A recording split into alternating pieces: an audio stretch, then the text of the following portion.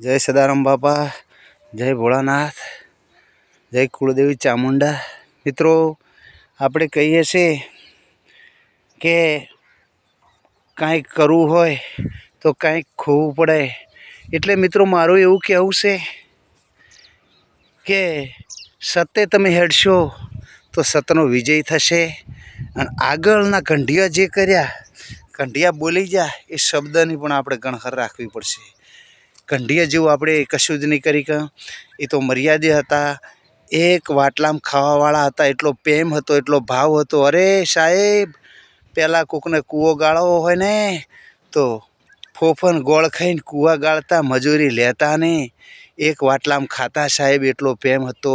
તો કંઢિયાને તકલીફ હતી, પણ સાહેબ આવું ઝેર નહોતું. અરે સાહેબ, કમળ પર કંઈ ખાઈ અને જિંદગીઓ ગુજારી છે, તોય સાહેબ પ્રેમ એટલો હતો, કોઈ બાચી નહીં એટલો.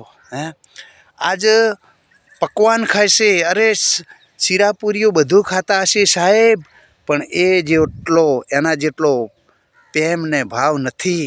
એટલે મિત્રો મારું એટલું કહેવું છે, ભાઈ એમ ખૂબ રાગ રાખજો, આપણા સોળી છોકરા ભણાવજો અને સંસ્કાર હારા આપજો, તો સોળી છોકરા દશીના થાય. અને દીકરીઓને પણ ખાસ કહેવાનું છે કે આપણા મમ્મી પપ્પા અને બધા જ, અને દેશી ભાષામાં કાકાઓ ને ભાઈ કોઈ દાડો નેસું તાચી ના હેડે ને એવું જીવન જીવજો. છોકરાને કહું છું કે નેસું તાચીને આપણા બાપ ના હેડે ને એવું જીવન જીવવું છે સાહેબ. ગમે તે તકલીફ આવે વેઠી લેજો.